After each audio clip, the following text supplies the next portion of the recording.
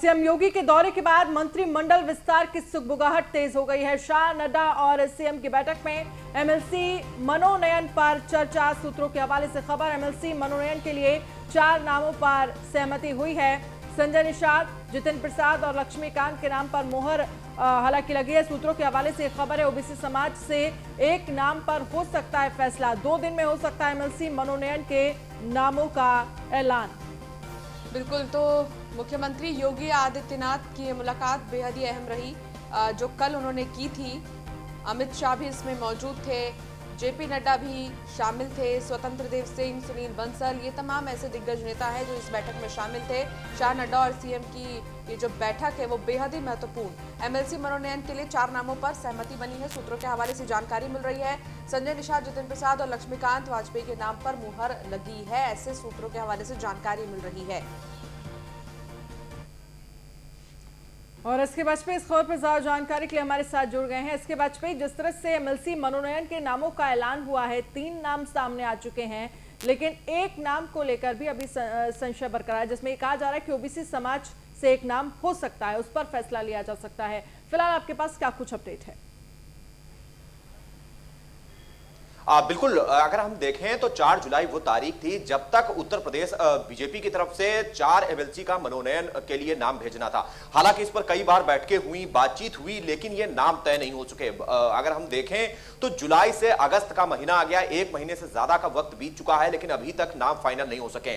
कल जब UP BJP और केंद्रीय नेतृत्व के साथ एक बड़ी बैठक हुई जिसमें बीजेपी अध्यक्ष जेपी नड्डा, गृह मंत्री अमित शाह, साथ ही साथ में मुख्यमंत्री योगी आदित्यनाथ, बीजेपी प्रदेश अध्यक्ष स्वतंत्र देव सिंह, उसके अलावा लखनऊ से संगठन महामंत्री सुनील बंसल और संजय निषाद को खासतौर पर इसमें बुलाया गया था।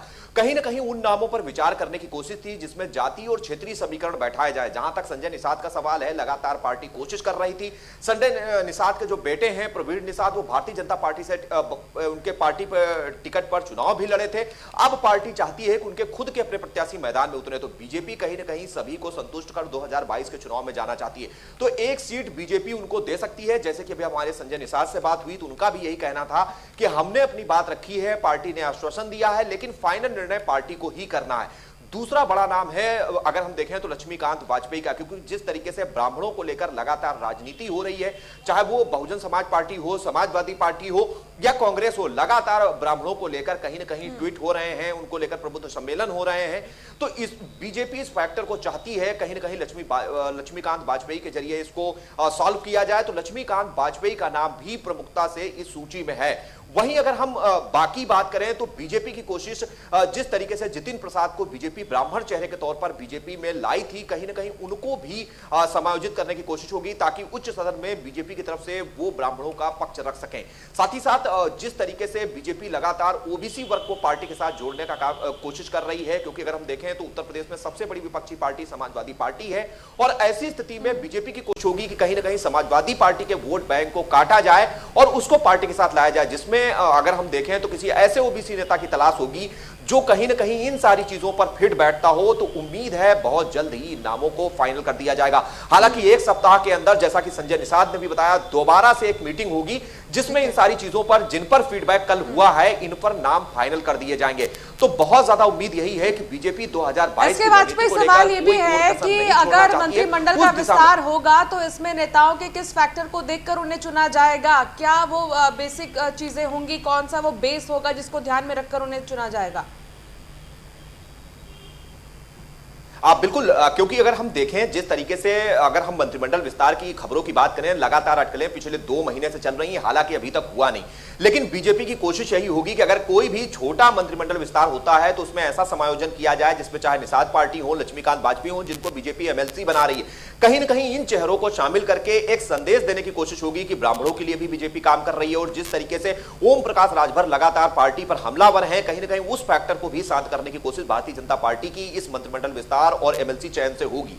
साथ ही साथ ओबीसी वर्ग को किस तरीके से पार्टी के साथ जोड़ा जाए, इन बहुत सारे विषयों को क्षेत्रीय और जातीय सभी। आप हमारे साथ बने रहिए, हम आपसे आगे भी चर्चा करेंगे। ब्रजेश श्रीवास्तव हमारे साथ जुड़ गए हैं दिल्ली से लाइव। ब्रजेश, जिस तरह से देखा जाए, सीएम योगी आदित्यनाथ की कल मीटिंग हुई अमित शाह और जेपी नड्डा के साथ, जिसमें मनोनयन पर चर्चा, एमएलसी मनोनयन को लेकर अगर हम बात करें तो 4 नामों पर सहमति बनी है। संजय निषाद, जितिन प्रसाद और लक्ष्मीकांत के नाम पर मोहर लगी। हालांकि ये सूत्रों के हवाले से खबर है, लेकिन इन सब के बीच सवाल यह भी है कि एक नाम ओबीसी समाज से भी हो सकता है, ये भी अटकलें लगाई जा रही हैं।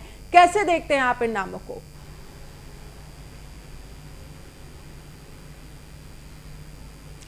देखिए, सबसे बड़ी बात यह है कि जो 4 एमएलसी के पद हैं, वो 4 एमएलसी के पद जो है 4 अलग अलग जो समीकरणों को साधने की कोशिशों का हिस्सा होंगे। और यही वजह है कि अभी तक इसीलिए पेंडिंग पड़ा हुआ था कि जब तक कि रणनीति तय नहीं होती कि आखिर किस लाइन पर आगे बढ़ना है। देखिए, कल जिस तरह से संजय निषाद के साथ लगभग 2.5 घंटे तक जो है बैठक हुई है सभी नेताओं की, उसके बाद ये साफ हो चुका कि संजय निषाद की बड़ी जिम्मेदारी होने जा रही है। ऐसे में संजय निषाद को एमएलसी बनाया जा सकता है और उसके बाद मंत्रिमंडल विस्तार में उन्हें मंत्री बनाया जा सकता है। इसके साथ ही जितिन प्रसाद को लेकर के आया गया था, ब्राह्मण चेहरे के तौर पर उनको रिप्रेजेंट किया जा रहा है। ऐसे में उनको भी एमएलसी बना करके जो है मंत्री बनाया जा सकता है। लक्ष्मीकांत वाजपेयी लंबे समय से हाशिए में हैं। इससे पहले उन्हें राज्यसभा के लिए अटकलें थी कि राज्यसभा उनके भेजा जा सकता, लेकिन राज्यसभा भी नहीं भेजा गया। पश्चिमी उत्तर प्रदेश में जिस तरीके के समीकरण बन रहे हैं, उस तरह से लक्ष्मीकांत वाजपेयी एक बड़ा चेहरा हो सकते हैं। ऐसे में लक्ष्मीकांत वाजपेयी को जो है अब बैकडोर से एंट्री यानी कि एमएलसी बना करके जो है उनको एक तरह से जो है दोबारा सम्मान देने की बात पार्टी कर रही है। चलिए ब्रजेश श्रीवास्तव, बहुत बहुत शुक्रिया हमसे बातचीत करने के लिए। एसके वाजपेयी, आप हमारे साथ बने रहिए, आगे भी खबरों से हम चर्चा करेंगे। बिल्कुल, तो जिस तरीके से देखा जा रहा है, बिकरू कांड में एनकाउंटर करने वाली पुलिस को क्लीन चिट दे दिया गया है। रिटायर्ड जज बीएस चौहान की अध्यक्षता में बने न्यायिक आयोग ने क्लीन चिट दी है। कमिटी में रिटायर्ड जज शशिकांत और पूर्व डीजीपी KL गुप्ता सदस्य। आयोग की जांच में खुलासा विकास दुबे को राजस्व विभाग के अधिकारियों का भी सहयोग था। तो इस पूरे मामले को लेकर अब ताजा अपडेट सामने आया है और आपको बता दें कि इस बिकरू कांड में एनकाउंटर करने वाली पुलिस को क्लीन चिट दे दिया गया है। तो विकास दुबे के मामले में, इस पूरे बिकरू कांड मामले में पुलिस को क्लीन चिट।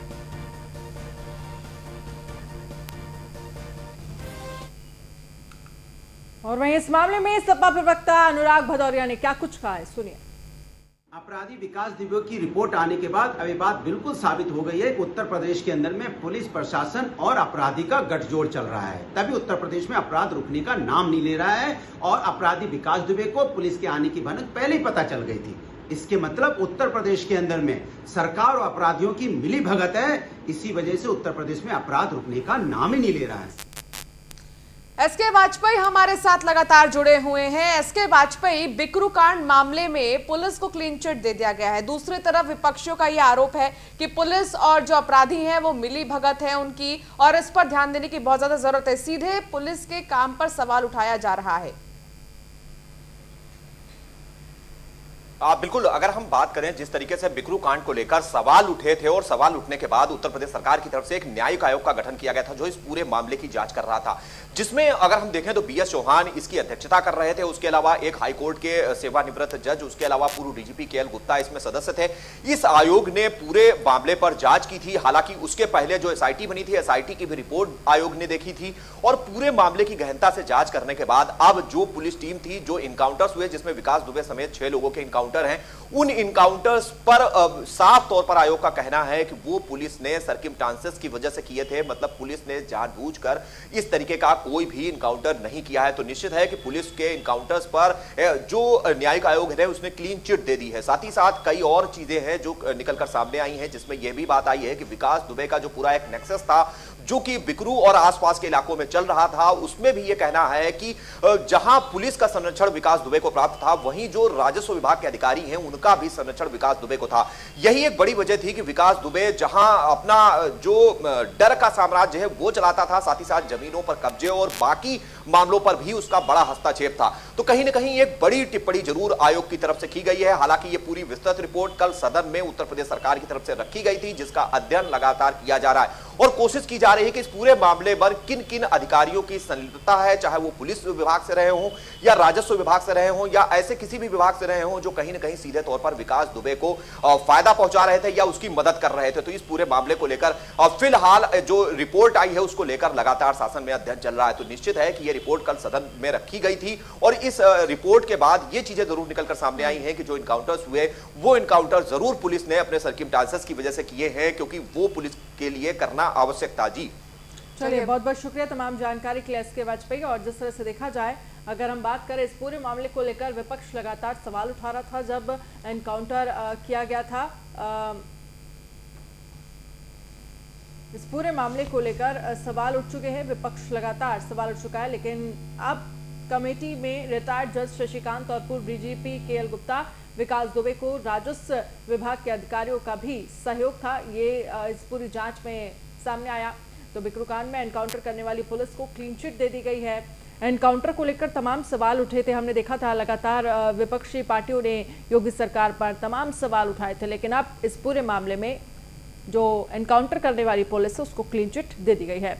आज देश भर में मनाया जा रहा मुहर्रम, 50 से ज्यादा लोगों को जुटाने की इजाजत नहीं है।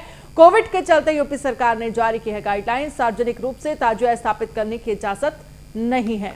तो आज पूरे देश में मुहर्रम का त्योहार मनाया जा रहा है, लेकिन कोविड की वजह से सरकार ने गाइडलाइन जारी की जिसमें 50 से ज़्यादा लोग इकट्ठा नहीं हो सकते हैं और इसके साथ ही जो भी प्रोटोकॉल्स हैं कोरोना के उनको ध्यान में रखना होगा। देश भर में मुहर्रम मनाया जा रहा है, 50 से ज़्यादा लोगों को जुटाने की इजाज़त नहीं है। दो तस्वीर आपको हम दिखा रहे हैं, कौशाम्बी की तस्वीर आपको हम दिखा रहे हैं, इसके अलावा फर्रुखाबाद की तस्वीर दिखा रहे हैं जहाँ लोग अपने घरों में ही मुहर्रम का त्यौहार मना रहे हैं और कम से कम भीड़ इकट्ठा करने की कोशिश भी की जा रही है।